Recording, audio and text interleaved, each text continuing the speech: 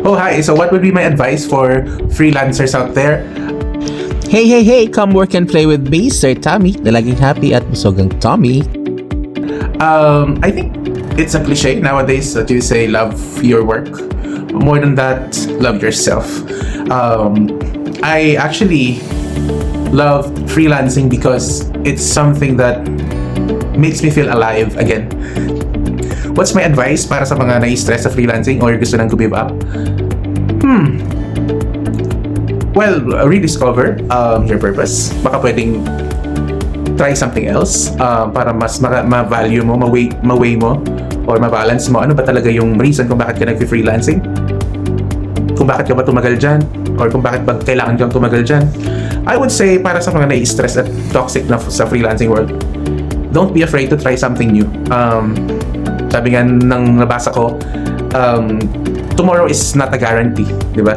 So always make sure what you do now is something that, will make you happy for today. Yun muna isipin mo.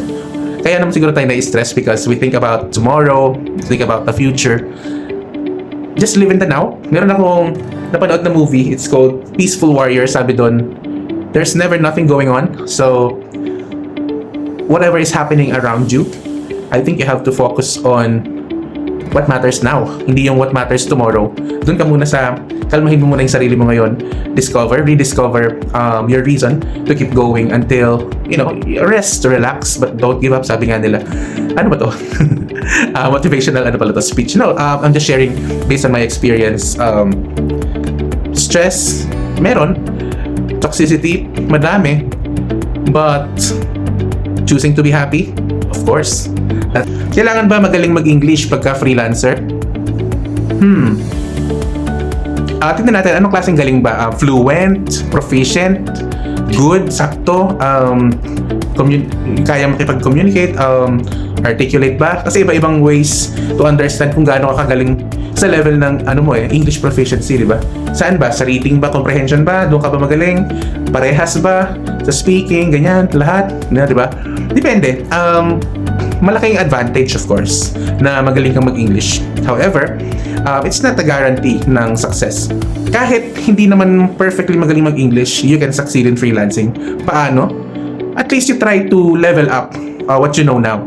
Always read, always try to practice speaking sa camera para lang pag nagmi-meeting kayo, you can express yourself properly. Hindi naman kailangan perfectly, at least properly. Meron namang mga client na hindi naman sa English communication skills nakafocus. Meron din naman clients na Filipinos, meron din naman clients na Chinese, meron din naman clients na ibang nationality. So, or other nationality, German, ganyan. Lahat naman sila pwedeng maging client. Kaya nga yun ang ganda ng freelancing eh. It's a worldwide thing. And it's not about English thing. It's about universality. Kaya I would say, pag magaling ka mag-English, edi perfect. That's for you.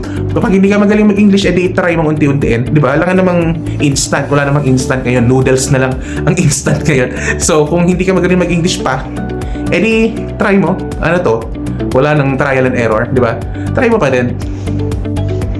Kung hindi ka nagkasakit, mag-freelancer ka ba? Honestly, hindi. Hindi talaga. Kasi, nagustuhan ko na yung teaching eh. In-embrace ko siya completely. And then, nung nagkasakit ako, I had a chance to become a freelancer. Iba pala, Ngayon na alam ko na. Ngayon na alam ko na yung feeling, yung experience, yung lifestyle, yung buhay sa freelancing. I think, ang saya kaya. Yung parang ganun. So, I'm not inviting others to do the same. You should love what you do.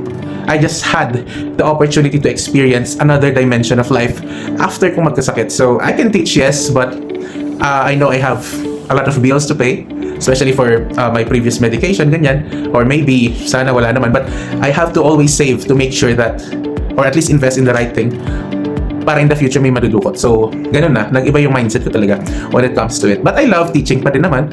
Maybe occasionally, ayan, minsan-minsan nagtuturo-turo pa rin. Training, ganyan. Continuous naman yan, yung training, ganyan. For VACom, it's continuous training naman. So, hindi naman nawala yung teaching profession or yung pagiging mass comm graduate ko, hindi naman nawala parehas dyan. Kasi nagagamit ko pareho. Communications, admin skills, public speaking, ganyan, or meeting, training, coaching, lahat. That's why I love what I do kasi nagagawa ko lahat ng gusto kong gawin. At the same time, I'm earning what I deserve. Yan. Ano naman ang ayaw ko sa freelancing? I think, syempre, kumpara sa corporate job. Kung okay naman yung performance mo, every now and then, sure ka na meron kang work kinabukasan or next week or next month, ganyan. Meron kang 13th month pay, yan maganda yan lahat sa corporate job.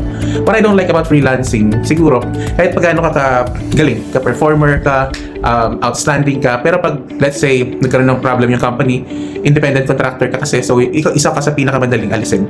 So, madali ka nilang alisin. Kaya, mahirap ang freelancing. Yun ang isa sa mga challenges. I would say, ayaw ko yung part na yun, pero wala, para-paraan lang. Mahirap naman na nakastick ka sa isang solusyon. You always have to have contingencies kasi nga naman, kung ayaw yung isa, edi try another one. Ganun lang naman eh.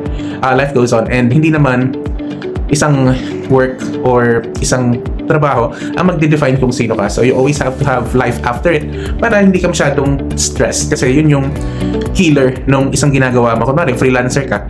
Kung ano-anong iniisip mo. So, stress ka. So, freelancing could be toxic for you. Pero kung freelancer ka and you find something good about it, you make yourself productive, happy, ganyan. Ano naman ang magiging reason para maging pangit ang isang bagay for you kung yung outlook mo is something perfect, diba? So, there's nothing that can stop you or that can hinder you from excelling in your workplace or in your freelancing career if you have the right view of life and mindset, diba? Hindi naman kailangan na ano. So, ang advice ko sa mga beginners, trust the process. The process for us, iba-iba. So, dun ka sa process mo and hanapan mo ng paraan dyan sa process mo na yan kung paano mo malalagpasan yan to the next level excellently. Always find a graceful way to exit to that level. Kailangan ba ng pera para makapag-start ka as a freelancer? Hindi naman. Your skills would work. Meron naman kasing mga companies na nagpo-provide ng equipment, if that's what you're talking about. Marami na ngayong mga BPOs or call center industries na magpo-provide sila ng materials. You just have to prepare your skill sets. So pag nagpapa-interview, try mo manghiram muna, ganyan. Tapos, tignan mo sa job description kung meron silang pinoprovide na free items. Maraming ganun pa rin naman ngayon, lalo na nung pandemic. So, partially, yes, hindi naman kailangan ng pera agad. Diba? Pero kung meron ka namang pang make over ng sarili mong office sa bahay, edi go, mas maganda, mas masarap kaya mag-work ng tahimik, mas masarap mag-work ng maaliwalas, ng may gamit ka, ng mabilis na internet. Of course, that would be ideal. Pero kung wala pa sa ngayon, why not? Choose something na susuportahan ka sa equipment. Ganon, di ba?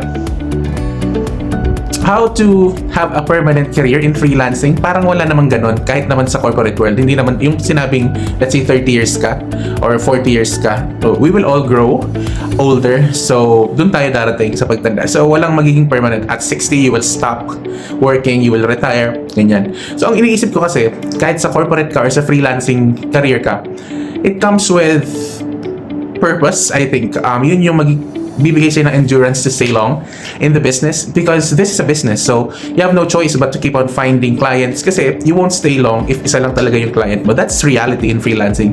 Many would agree, but of course, strategy, sari-sariling paraan, like pwede kang mag-graphic design at the same time, maging VA, pwede kang maging social media manager, pwede kang maging vlogger, pwede kang maging e-commerce affiliate. Napakaraming pwedeng gawin. Pwede kang maging sales representative from this to that, part-time. 24 hours ba tayo nag-work? Hindi naman. Mga 16, ganyan. Para at least may 8 hours ka for your sleep, ganyan. But, masaya kasi in between naman you have the flexibility. So, I would always prefer something flexible. Hindi yung may time tracker, hindi yung super work na work. So, marami kasing work dyan. Output-based. That's the term. Okay, output-based siya. So, you do it excellently and then enjoy your life. That's it. Ganun. Please like, share, and subscribe at Sir Tommy. Thank you. Bye.